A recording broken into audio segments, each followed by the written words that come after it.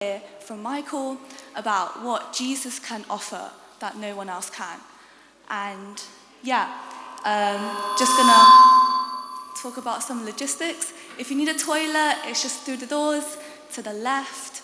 And we're gonna have a QR code throughout the talk. So if anything Michael says is interesting and you've got any questions, feel free to put it up there and we'll answer it. Or if you came with a friend invited you, feel free to ask them anything that you have, any questions that you have. We're hoping to be done by 1:45, so you can make it to your lectures in time. And can I just introduce Michael for us? Hello. Hi. Hi, can you just tell us about who you are and where you're from and why you're here this week? Great. My name is Michael. I'm married to Rebecca. We live in a little village in the Midlands of England. And I get to do things like this. Speak at events organised by Christian unions, both here in the UK and in other parts of Europe as well, looking at some of the big questions of life and looking at some of the central claims of the Christian faith and seeing how those things interact. Cool. I'm just going to hand it over to you. Okay, great. Hey, welcome. Word has got round Bristol about the lunch, hey? Numbers are increasing. Don't worry, we can make more lunch. Don't feel that you can't invite others. Let's see how many arrive by Friday afternoon.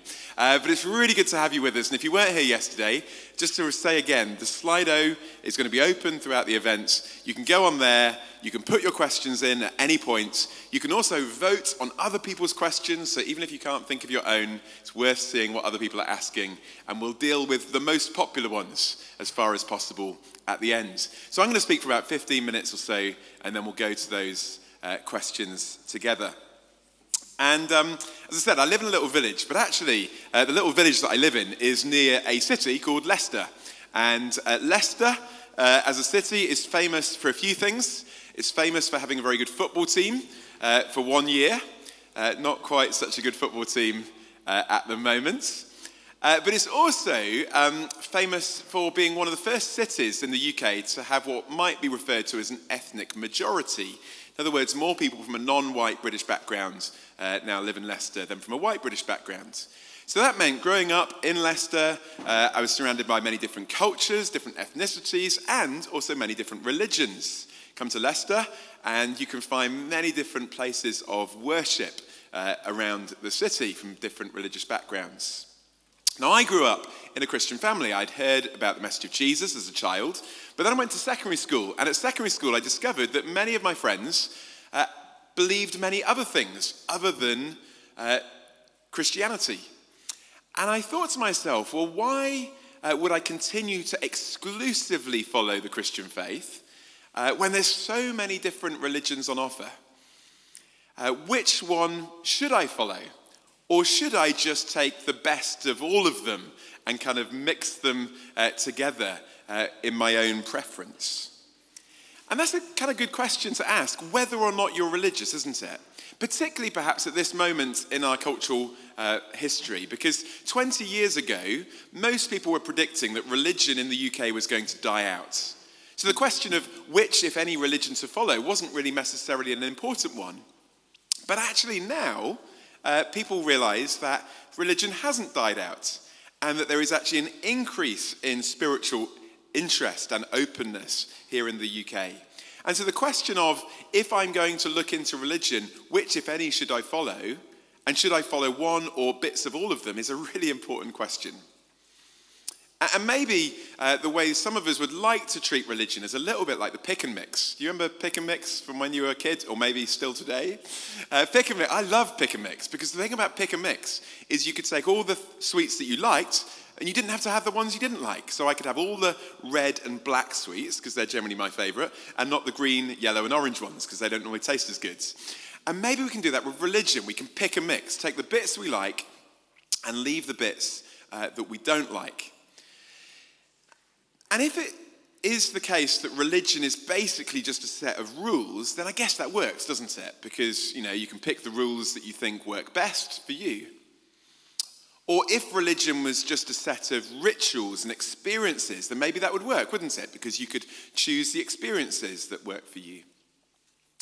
But what if religion fundamentally was about a relationship? Actually, when it comes to relationships, particularly meaningful and intimate relationships, we don't generally pick a mix. There is a sense that exclusivity, to some degree, is needed for us to have meaningful relationships. You can't just keep everything open. I don't know if you've heard of this lady, Lamorna Ash. She wrote a fantastic and intriguing book about her own kind of spiritual journey from atheism to investigate religion and God. And she also said something in the course of that book that really struck me about her own relationships. She had wanted to keep all her options open and was living in an open relationship with a number of different people. But she reflected on the difficulty of doing that, and she said this. She said, "The truth is, I'm not choosing to live a million ways, and it's naive to imagine that each decision I make doesn't also shut down a whole host of alternatives." It put this idea of having an open relationship with lots of different people particular limitations on what we could be together, not just limitations of time, but my capacity to step towards them wholeheartedly, and for them to do the same with me. And when I felt, and they knew that my attention was elsewhere, I missed as many versions of my life as I would have had as a result of any other relationship. In other words, she said, in trying to keep all my relationships open, I was actually missing out on something. Could that also, therefore, be the case with religion? If religion is ultimately about having a relationship with God, maybe there is an aspect of exclusivity that goes with that. Well, where should you start? I want to suggest perhaps starting with Jesus. Now, you might be like, okay, you're bound to say that, aren't you? This is a Christian Union event. You're a Christian speaker. You're going to advise starting with Jesus. Okay, I'm biased. We all are biased. But I want to give you a reason why I think actually starting with Jesus would be a really good place to start in any kind of spiritual search. And that actually Jesus, I want to suggest, offers something, if true, that no one else offers. So that's why I think it's a good place to start. But let me start by showing you a bit of graffiti. Okay, I don't know if you like graffiti. Here's a bit of ancient graffiti. If you go to Rome, to the Palatine Hill, you can go to the Palatine Museum, and there's a bit of graffiti from about the 2nd century AD, and on the right, it's just a clearer depiction of the actual graffiti on the left. And it shows this figure who's being crucified with a donkey's head, and another figure that's raising its hand in worship. And underneath, the words, Alexamenos worships his God. And it's obviously a bit of graffiti that's been drawn by someone who isn't a Christian, but he's mocking Christians, in particular this Christian called Alexamenos. Why? Because he believes that this man who died on a cross was God, and he's worshipping him as such. And actually, when you think about it, to worship a man who's just been crucified on a cross was a remarkable claim to make, isn't it? A remarkable thing to do. And yet, this indicates that right back to the earliest days, Christians were known not just for revering Jesus as some kind of like prophet or teacher, but that they worshipped him as God. That's remarkable. And you have to ask the question, what persuaded, actually, particularly monotheistic Jews, who were the least likely people to believe that a man was God, that Jesus was? And the answer is actually in this book that's on your tables. There may not be enough to go around, although there might be some people from the CU that will hand out some more. These orange books, just grab it for a moment if you've got one to hand. Don't worry if not. Because I want to just read something on page 42. This is one of the earliest biographical accounts of the life of Jesus. There are some really good reasons for taking it seriously from a historical point of view. Haven't got time to say that in the talk, but you can ask questions about that later in the Q&A if you want. But what you'll see if you read this, and actually this is our free gift to you, we'd love you to take it away, is that throughout this book, Jesus says things that only God could say, rightly so. And on page 42, there's this story. I won't tell the whole story, but basically there's this group of friends. They've got a mate who's paralyzed. He can't walk. They want him to come to Jesus because they've heard that Jesus can heal people. They get to the house is full. They dig a hole in the roof. They lower the man on a mat into the middle of the house. And everybody is expecting Jesus to well, heal him, right? Because that's what he does. But at the bottom of page 42, little number 20, verse 20, what does happen? It says this: when Jesus saw their faith, he said to them, "Friend, your sins are forgiven." And now, if you were the mates who had just dug through this roof to try and get to Jesus, I'm not sure that's like what they were expecting, okay? I'm not sure that's what anyone was expecting. Jesus claims to forgive sins. And actually, as you see in the next page, page 43 at the top, the reaction of the religious leaders, the Jewish authorities, was shock. Verse 21, the Pharisees and teachers of the law began thinking to themselves, "Who is this fellow who speaks blasphemy? Who can forgive sins but God alone?" They know that Jesus just claimed to do something that only God can claim to do: forgive sins. And if you read through the whole book, you'll see that again and again Jesus does that. On another occasion, he claims to forgive sins. On another occasion, he claims to be the fulfillment of all of the Old Testament Jewish scriptures. On another occasion, he claims to be the judge of history in the future. On another occasion, he claims to be one with God the Father. And ultimately, he accepts people's worship. So Jesus again and again says things that only God could say. But in one sense, that's kind of easy, isn't it? It's easy to make those kind of claims because there's no way you can verify whether those kind of claims are true. I could go and say, "Oh, James, your sins are forgiven." But James would not know, and you would not know whether I've actually just told the truth or I've just made it up. Well, Jesus seems to know this. So look at the next sentence, verse 22, page 43. Jesus knew what they were thinking and asked, "Why are you thinking these things in your hearts? Which is easier, to say to the man, 'Your sins are forgiven,' or to say, 'Get up and walk'?" Well, it's obvious, isn't it? It's much easier to say you're forgiven because you can't see whether it's happened. If you say to a paralyzed man, "Get up and walk," you'll quickly know whether that's happened. Verse 24, "But I want you to know the Son of Man," that's the way he refers to himself, "has authority on earth to forgive sins." So he said to the paralyzed man, "I tell you, get up, take your mat, and go home."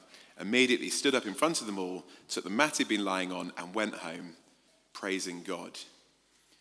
See, here's the thing. Jesus in this book doesn't just make kind of claims that God could only make. He also does the kind of things that only God could do. In other words, he backs up these remarkable claims with remarkable miracles. He has authority here over sickness and paralysis. In other stories, we see his power and authority over nature. He can calm a storm and walk on water. We see his authority over evil when he's able to set people free from its power and its grip. And ultimately, at the end of the story, and we'll think about this more on Thursday night and Thursday lunchtime, we see his power over death itself with his resurrection. So why do people think Jesus was God? Because again and again, he says the kind of things that only God could say. He does the kind of things that only God could do. Now, I have got some friends that find that very difficult to understand or believe. And maybe you're here today finding that quite a big claim to understand and believe. I've got friends who are atheists, and they find that really hard to believe because ultimately, how can you believe in someone who did miracles and rose from the dead? Because those kind of things can't happen, right? How can we take this seriously? Now, of course, if there is no God, and if we are in a closed universe, and everything is explained materially, then of course miracles can't happen. But what if it isn't a closed universe? What if there is more than just matter?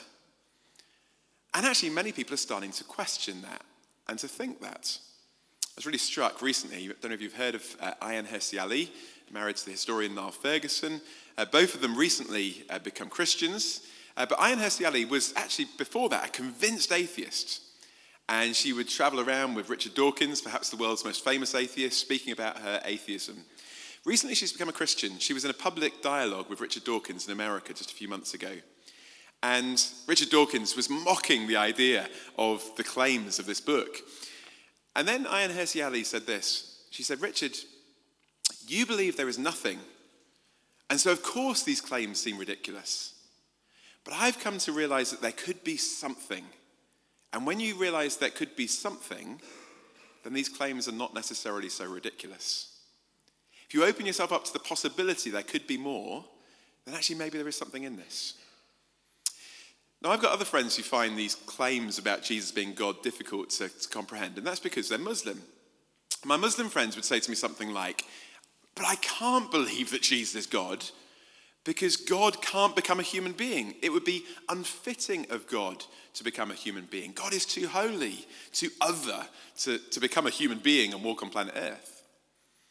And I can understand their problem, but I guess my question is, could it be that we've rejected Jesus because he doesn't fit with our preconceived ideas of what God is like, when actually Jesus needs to challenge our preconceived ideas of what God is like? And actually, I think Jesus does that.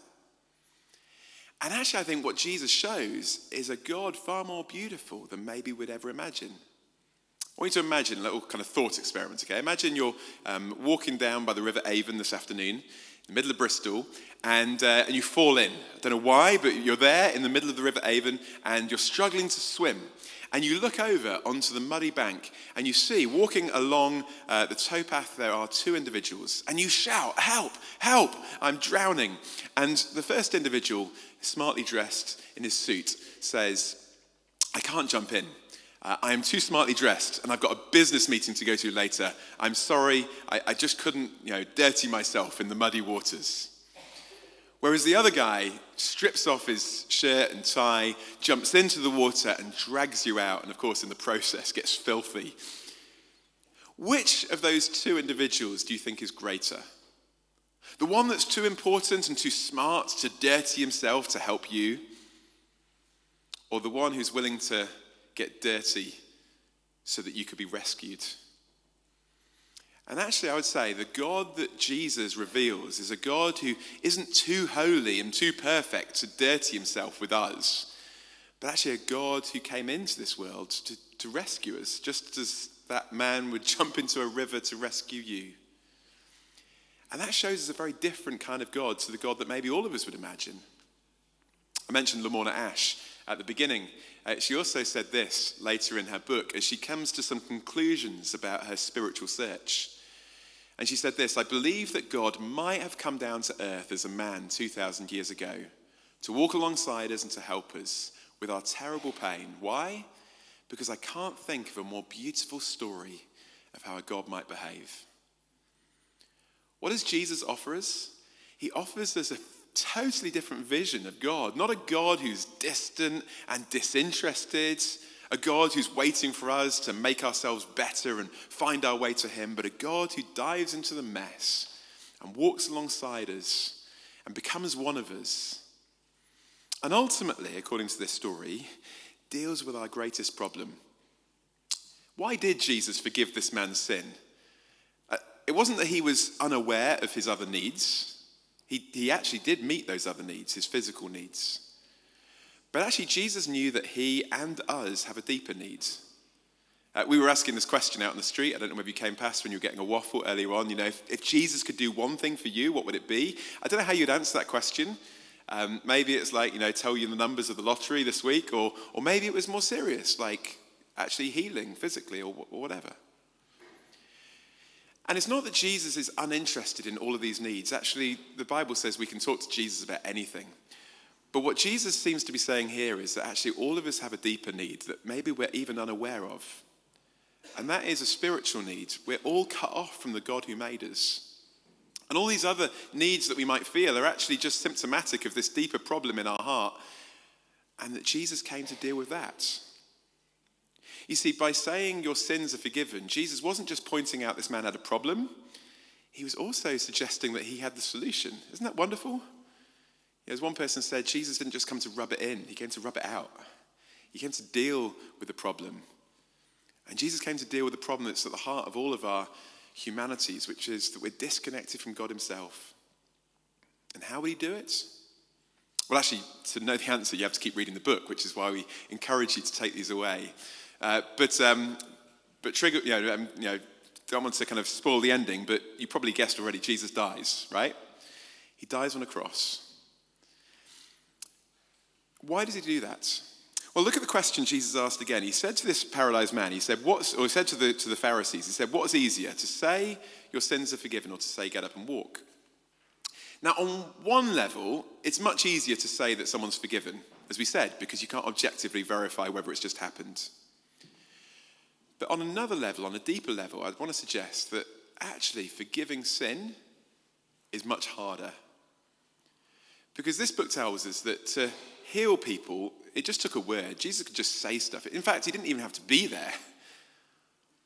But to forgive us, well, that was a lot harder. It always is, isn't it? If you've ever had to forgive someone, someone that's really hurt you, forgiveness is painful, isn't it? Forgiveness requires us to absorb the pain that we'd want to give back to someone else. And that's basically what Jesus did, what God did. He absorbed the pain and the wrong that all of us deserve so that we don't have to face what we do deserve. He came to die the death we should have died so that we could be forgiven. So what does Jesus offer? He offers us a radically different view of God, a God who's come into our lives, come into our world, and knows what it's like, and a God who's come to deal with the deepest problem of our lives. Not just to give a list of rules to live by, because we fail, don't we? But to give us forgiveness, and then through his presence in our lives to transform us and renew us. Now look, I've said a lot, but there's a lot more that could be said. And I reckon there's also a lot of questions that you might have. So in a second, we're going to pause just to give you a chance to think of those questions. Just while you're about to do that, let me just mention, as I said, a couple of other things. And that is, this book is yours to take away. Please do. And if you're even very skeptical about what we've said today, we'd really encourage you to take that, read it, and to investigate this for yourself. Maybe you're here today and you're kind of intrigued by what you've heard. You want to find out more. Well, this whole week of events is an opportunity to do that. And we'd love to see you back at other events and tonight and through the rest of the week. And maybe actually you want to take this further and find out more about it. There's a book table just near where you came in. And there's a whole load of books, including one that I wrote myself called this book, Making Sense of Life. They're all free. So if you're here wanting to investigate this stuff further, the books are a great place to check out, okay? But let's take just a couple of minutes. Just where you're sitting, you can say, what did you think of that? What did you agree with? Maybe what did you disagree with? And what questions have you got? And then we'll be back up in a couple of minutes for about 10 minutes of questions. And as we said, we'll be wrapped up by 1:45, so don't worry about getting away in a bit. Okay?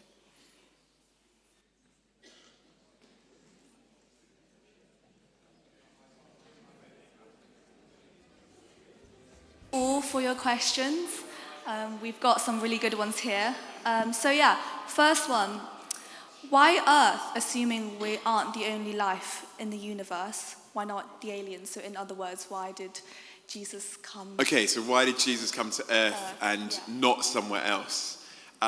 Interesting question. Well, there's different ways you could answer it. One very theoretical question would be, well, how do you know? If there was aliens on another planet, we're not to know that Jesus might not have visited them. So, like in one sense, in a highly theoretical sense, you could say we just don't know. There are things that we are agnostic about. But I think a lot of assumptions about life on other planets are built on certain assumptions about life on this planet, which is that life on this planet came about by accident. And therefore, if we believe that life came about by accident, spontaneously, with no outside intervention, then that probably has happened somewhere else in the universe as well. Actually, if your worldview is such that you think that maybe life wasn't just an accident, and that actually there was purpose behind it, and that God was behind it, that changes the way you view other things as well. That doesn't mean necessarily that to be a Christian you have to not believe in life on other planets. I've got Christian friends who do, but I think it does change the way you might think about it in the first place. Thank you, Michael. This next question. Why would God not show us whole undeniable evidence for his existence? Great question. Why would God not show us kind of undeniable evidence of his existence? Why kind of limit it to Jesus 2,000 years ago? There's a few things that you could say. Like, in one level, it is true, isn't it, that we could always ask for more evidence. God could write it in the stars on the way home tonight or something. So there is always the possibility that God could give us more evidence. But the other question is, has he given us enough evidence? And I want to suggest that actually, when you start to look into the historical evidence for Jesus and investigate that, I think there is enough evidence to make faith reasonable. But of course, yes, you could argue there could be more. So why isn't there more? Well, I guess it depends what God's purpose is in revealing himself to us. Has anyone seen the film Coming to America? Anyone seen that? Eddie Murphy? Oh, it's a classic. You need to go watch it. Brilliant film about a kind of fictitious prince in a fictitious African country who wants to get married, but because he's so powerful, he's the prince of this country, he knows that no one really, he doesn't know whether anyone would love him for who he is, because they'll just, they all want to do whatever to please him because he's the prince kind of thing. So anyway, the story basically takes him on a journey to Queens in Queens in New York. And he lives in Queens, and he kind of goes in disguise, and he basically wants to get married, but he wants someone to love him for who he is, not just what he is. Now, if I can take a comedy and use it as an analogy of something very serious, what if God's purpose was not just to reveal what he is, the all-powerful God, but who he is, something of his character? And what if actually he desires not just our acknowledgement of his existence, but ultimately a relationship with him? That might change the way he would reveal himself to us as well. Thank you. And we've got loads of good questions, so just going through the ones that are most popular, but we're going to finish off with this question. Why would God choose to allow us to sin? Why would God choose to allow us to sin? In one sense, you're God could have made the world differently, couldn't he? He could have made the world without the possibility of sin, without the possibility that people could even do the wrong thing. And of course, in one sense, that would be a much better world, would it? Well, you might think so, because it would be a world without evil, it would be a world without suffering. And actually, a lot of the suffering in the world, when we think about it, is caused by human choice, isn't it? Or exacerbated, at least, by human choices. But I'd also want to suggest it be a world without love. You see, for love to be real, there has to be an element of choice, doesn't there? If when I decided I wanted to get married, I did this. I took my wife or my girlfriend, bundled her into the back of a car, blindfolded her, took her out into the woods and stuck a gun to her head and said, "You will marry me." You would probably think that wouldn't be very loving. And if she said yes, that yes was probably not motivated by love, but fear. So actually, for a relationship to be real, there has to be a sense that we can choose it, but we can also choose not to be in it. And if God, who is love, created us to be love and to be able to love him and to love each other, there also has to be the choice that we can choose not to love. The tragedy of human history, I'd want to suggest, is that often we've chosen not to love God, not to love the world he made, we've ruined it often, and not to love each other. Now, in a sense, God could have said, well, that's the end of the story, and that would be perfectly fair. He could have just left us in the mess. But actually what we're trying to say this week is, amazingly, he hasn't. He's come down into this broken world, a world in kind of rebellion and rejection of him, and he's done something. Why? So that we can be reconnected and restored into relationship with him. And through that restored relationship with God, he can start to mend and restore those relationships which we have with each other. So God has given us a choice. We've screwed it up very often. And in a sense, what I want to say is this, to close. In a sense, none of us now can perfectly choose to be perfect. I sometimes meet people and they're like, I could be a perfect person if I wanted. I'm like, okay, try tomorrow. Try doing it tomorrow. You'll do really well for about 8 hours. Then you'll have to wake up, and then it'll be a lot harder. Okay? All of us actually have this kind of natural bias now, don't we, to go the wrong way. But we do have another choice, and that is we can choose to receive the forgiveness of God, and in receiving God's forgiveness, we can enter into a relationship with him, which also starts to empower us and change us so that we can hopefully start to make the decisions that are going to be the best decisions, the right decisions, the ones that we really want to make. Start to live the life we want to live. And so actually part of becoming a Christian, following Jesus, is about actually being given new freedom. It's ironic sometimes people think following Jesus is the end of their freedom, whereas actually what I've discovered is that following Jesus has actually set me free to live the kind of life that I really want to live, and enabled me to overcome some of the stuff that would drag me down in a way that I just wouldn't be able to in my own strength overcome.